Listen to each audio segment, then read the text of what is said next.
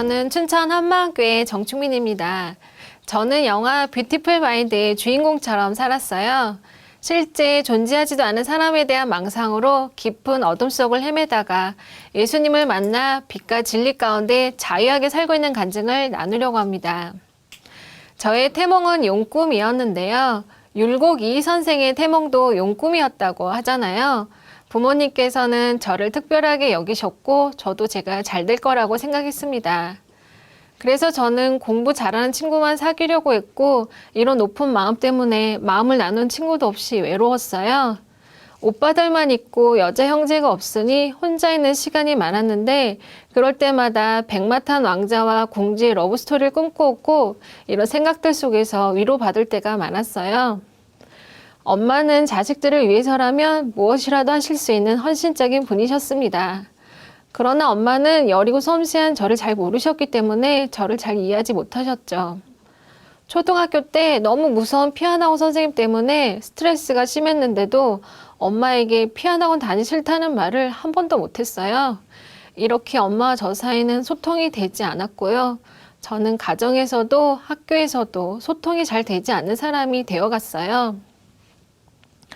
중3 때 지방에서 서울로 전학을 오게 되었는데 모든 것이 낯설기만 했습니다. 어디 하나 마음 둘 데가 없더라고요. 그러면서 몸이 점점 안 좋아졌어요. 내 몸이 내 몸 같지 않고 몸이 천근만근 무거우니 아무것도 할 수가 없었어요. 밤에는 불면증으로 잠을 못 이루니 늘 지쳐 있었고요. 두통에 시달릴 때는 머리가 깨질 것 같고 온몸이 타들어가는 것 같은 고통으로 밤새 잠을 못 자다가 새벽녘에야 잠들었습니다. 가슴에 불덩이가 있는 것처럼 꽉 막혀서 몸과 마음이 답답하고 안절부절 못했어요.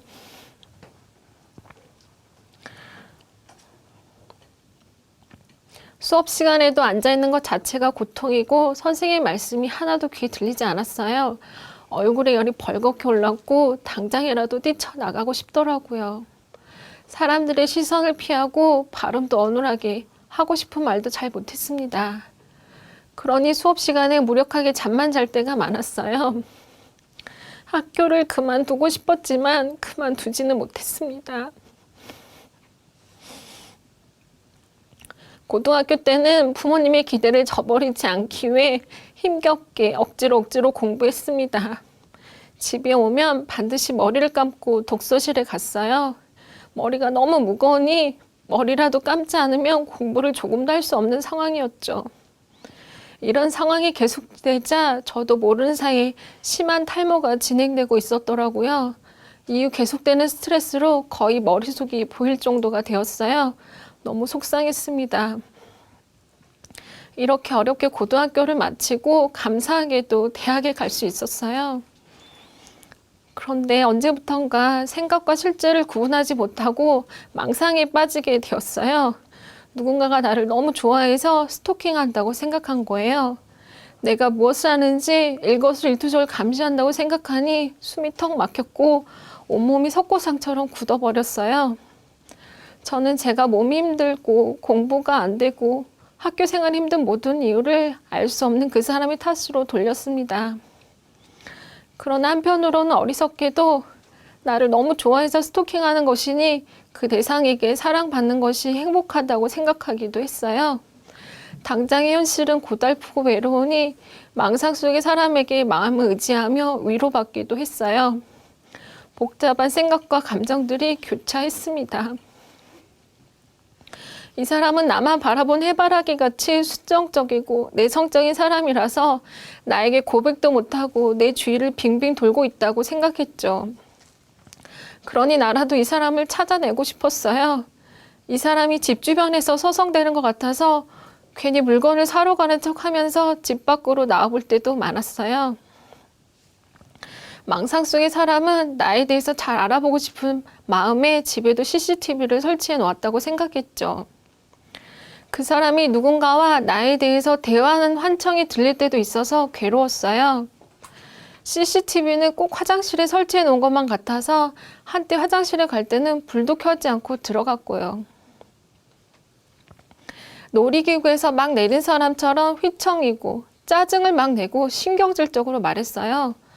오빠가 너무 걱정스럽게 도대체 왜 그래? 뭐가 문제냐? 라고 물었지만 뭐라 말할 수도 없었어요.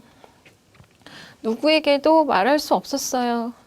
괜히 나만 이상한 사람 되지 누가 믿어줄까 싶더라고요. 가족들에게는 몸이 힘들다라는 말은 했지만 가족을 포함하여 제 주위 사람들은 이런 저의 실상을 아무도 몰랐어요. 속으로는 죽을 맛이었지만 애써 아무렇지도 않은 척했죠. 낯선 환경에 가거나 낯선 사람을 만날 때 망상 속의 사람과 관련된 사람이 늘 있다고 생각했어요. 사람들이 많은 곳에서는 사람들의 시선이 너무 의식되었어요. 그 중압감이 저를 짓눌렀습니다. 버스나 지하철을 탈 때도, 사람을 만나서 밥을 먹거나 차를 마실 때도 사람들을 이리저리 살폈어요. 사람이 밑을 노르시죠. 말할 수 없는 답답한 마음에 전화번호와 연락바람이나 쓴 메모를 담벼락에 붙여 놓았어요. 전 당연히 연락이 올 줄 알았는데 연락이 오지 않더라고요. 내 뒤로 따라오는 차가 있으면 나를 따라오는 그 사람의 차인가 해서 유심히 살펴보고 차 번호를 기록해 두었는데 그 차량 번호가 너무 많았어요. 그 사람은 인간관계가 넓어서 그런 거라며 친구들의 차라고 생각해서 또 열심히 기록하기도 했죠. 차를 세워서 말을 걸어야겠다고 생각하고 멘트도 여러 번 준비했지만 막상 행동으로 옮기지는 못했어요. 저는 그 사람에 대한 모든 것이 구체적이었어요. 제가 살던 집이 명문대 근처에 있었기 때문에 그 사람은 명문대에 다닌다고 생각했고 모든 조건이 완벽한 사람이라고 생각했죠. 한 번은 내 방 창문으로 나를 보면서 감시한다고 생각하니 참을 수가 없어서 검정 비닐로 창문을 도배한 적이 있었어요. 제가 이런 망상을 하고 있다는 것을 아무에게도 말하지 않았는데 부모님께서는 이때 제가 이상하다고 생각하고 저를 정신과 병원으로 데려가셨어요. 주로 약물 치료였는데 불면증으로 밤에 잠을 못 자는 것은 똑같은데 아침에만 잠이 쏟아지더라고요. 그나마 아침이라도 잠을 자서 안정을 찾았지만 비용이 많이 들고 약물 치료로는 해결될 것 같지 않아 1년이 지나 스스로 약을 끊었어요. 어린 시절 무엇이라도 할 수 있을 것 같던 자신감은 온데간데 없고 중학교 3학년 때부터 시작된 이 고통은 10년이 훨씬 넘는 긴 세월 동안 저를 괴롭혔어요. 저는 그 시간을 빼앗긴 것처럼 살아도 살아있다는 것을 느낄 수 없을 만큼 영원히 죽어있는 시간이었어요. 단 잠깐이라도 정상적인 호흡으로 생활하고 싶었던 것이 그때 당시 저의 심정이었습니다. 어두운 방 안에서 우두커니 앉아서 흐느껴 올 때가 많았고 감정이 복받칠 때는 지하철같이 사람들이 많은 데서도 참지 못하고 서럽게 울었습니다. 감정이 더 절제가 되지 않을 때는 방문을 걷어차서 방문이 부서지기도 했고요. 메고 있던 가방을 길바닥에 몇 차례나 내동댕이 치기도 했어요. 집에서는 이런 저를 위해서 별 연고도 없는 인천으로 이사를 갔습니다. 엄마는 딸을 살려야 한다는 마음으로 환경을 바꿔주시려고 하셨어요. 저는 컴퓨터를 전공했는데 적성에 맞지 않아서 고생하며 겨우 졸업했어요. 컴퓨터 회사도 잠깐 다녔지만 그만두었고요. 큰오빠가 다시 교대에 갈 것을 권유했고 두 번째 대학인 교대에 입학하게 되었어요. 여전히 망상 속의 사람은 제 주변 어딘가에 있는 것 같았지만 저는 애써 무시하며 제 생활을 열심히 해나갔어요. 두통에 시달리고 몸이 무거운 상태는 계속되었지만 어느새 저는 망상의 삶에 적응해 가고 있었습니다. 그렇지만 임용고시를 준비하는 4학년 때는 마음이 요동을 치고 불안감이 최고조에 달했어요. 전 어렸을 때부터 문제가 생기면 책을 찾아보며 문제를 해결하려고 했는데요. 그때도 책 속에서 어떻게든 내가 살 방도를 찾아야 했죠. 학창시절 전학으로 겪었던 스트레스를 다시 겪을 것 같았고 이번에는 제 노력으로 극복할 수 없을 것 같았습니다. 절박했습니다. 당시 기독교 베스트셀러 책을 보게 되었는데 사랑이란 단어가 눈에 들어왔어요. 너무 오랜만에 들어본 낯설은 단어였고 하나님이 생각났어요. 도저히 내 힘으로 살 수가 없어서 하나님께로 피난처를 찾아갔어요. 천사 같은 과 동기에게 너가 다니는 교회에 가도 되겠느냐고 물었고 춘천 한마음교회로 가게 되었습니다. 그러나 생각이 복잡해서 목사님의 설교 말씀을 잘 알아들을 수가 없었어요. 목사님은 설교하실 때마다 큰 확신으로 기독교의 심장, 부활을 말씀하시는데 전 부활이 너무 어려웠어요. 어떻게 사람이 죽었다가 다시 살아날 수 있을까라는 생각에 이르면 거대한 벽에 부딪히곤 했어요. 마음속의 의심은 끝이 없었고요. 많은 기독교 변증론 책을 뒤적였어요. 기독교 서적은 절판된 책도 많아서 헌책방을 뒤져가며 많은 자료들을 모았어요. 그중 게리 하버마스가 쓴 책에서 유신론자든 무신론자든 모두가 인정하는 최소한의 역사적 사실로 부활을 변증하는 내용을 보게 되었습니다. 문득 역사를 의심하고 있는 내가 이상해도 참 이상했습니다. 부활은 역사의 기록이더라고요. 성경에서뿐만 아니라 로마의 역사서에도 유대의 역사서에도 기록이 되어 있었어요. 예수님이 부활하셨다는 역사적 사실을 알게 되니 하나님의 살아계심을 확신할 수 있게 되었어요. 아, 부활이 사실이구나. 하나님 살아계시구나. 성경의 모든 말씀이 진짜구나. 저는 부활을 이해하려고 무진의 애를 썼는데 부활을 이해할 수 있는 것이 아니었어요. 부활이 있었는가 없었는가의 역사적 사실을 확인하는 것이었어요. 그리고 이것은 성경에 예언되어 있더라고요. 성경대로 예수님께서 죽으시고 성경대로 다시 살아나셨어요. 예수님이 하나님이신 줄 알아볼 수 있도록 구약에 많은 예언을 주셨고 예언대로 죽으시고 부활하신 것으로 예수님이 하나님이신 것을 증명해 보이셨어요. 예수님을 나의 주, 나의 하나님으로 모셨습니다. 드디어 나의 창조주, 나의 주인을 만났습니다. 한때 전능자가 나를 내버려 두었다는 생각에 무수히 원망하기도 했지만 죽어가는 저를 살리기 위해서 하나님께서 찾아오셨어요.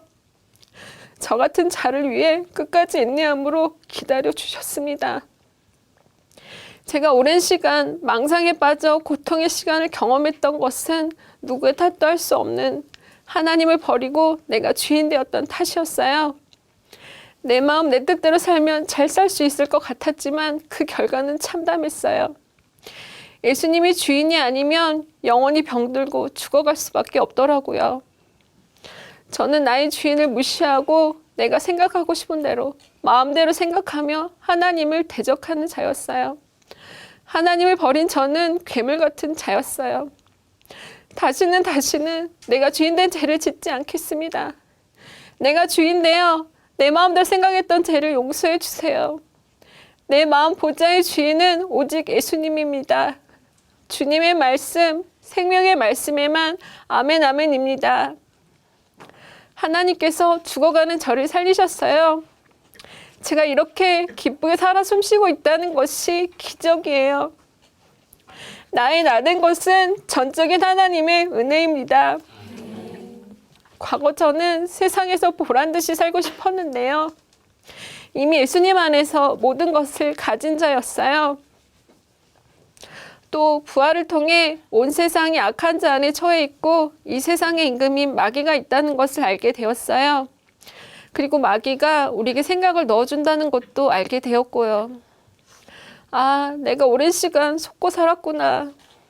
마귀는 어린 시절 저에게 생각을 넣어주고 그 생각의 노예가 되어 살아가게 했던 거예요. 이후에도 순간순간 생각 싸움은 있었어요. 소개팅을 나가게 되었는데 망상 속의 사람을 배신하는 것이라는 생각이 들어서 망설이게 되는 거예요. 하지만 이것이 마귀가 주는 생각이란 것을 깨닫게 되니 아차, 또 속았구나 싶더라고요. 예배가 거듭될수록 싸움이 점점 쉬워졌어요. 그리고 마침내 저도 모르는 사이에 망상의 사람이 자연스럽게 사라졌어요.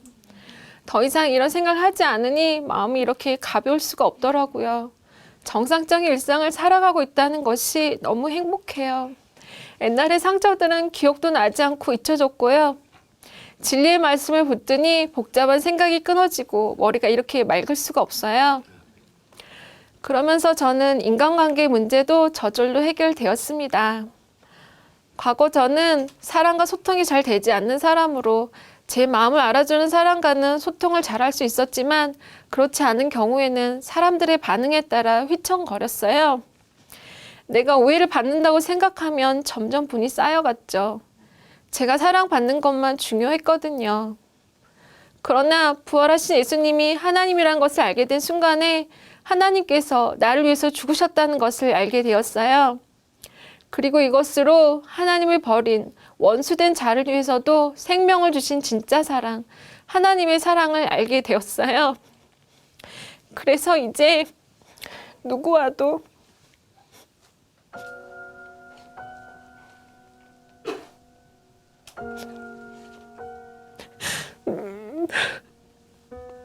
주님의 마음으로 사랑을 나눌 수 있는 자가 되었습니다.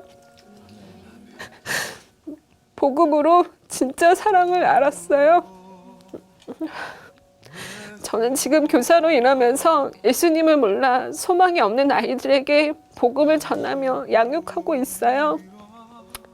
어린 영혼이 많은 학교로 저를 보내주심이 너무 감사할 따름이에요.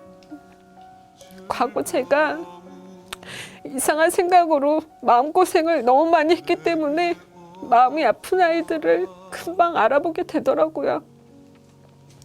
그 아이들의 마음이 얼마나 고통스러울지 너무 이해가 가고 애틋하게 생각돼요. 또 아이들 중에는 이상한 생각하는 아이들이 있어요.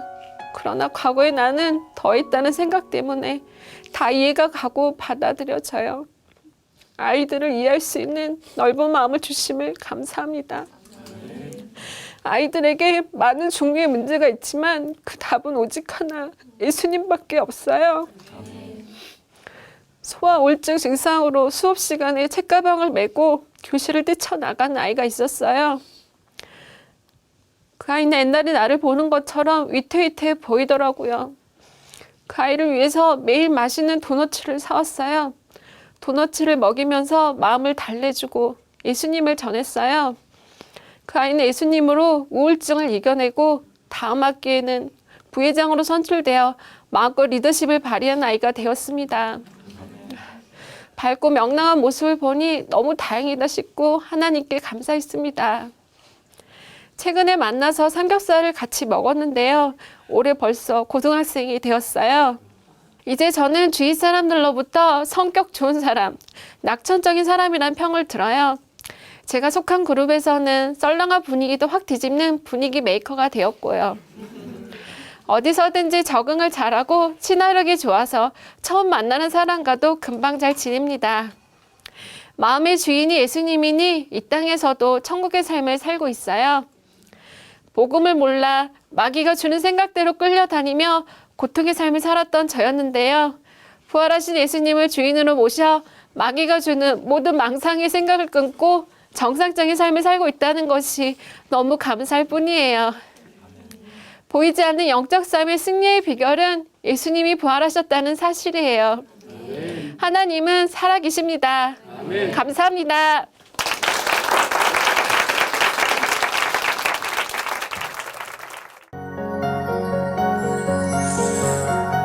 세계선교의 중심 채널, C 채널.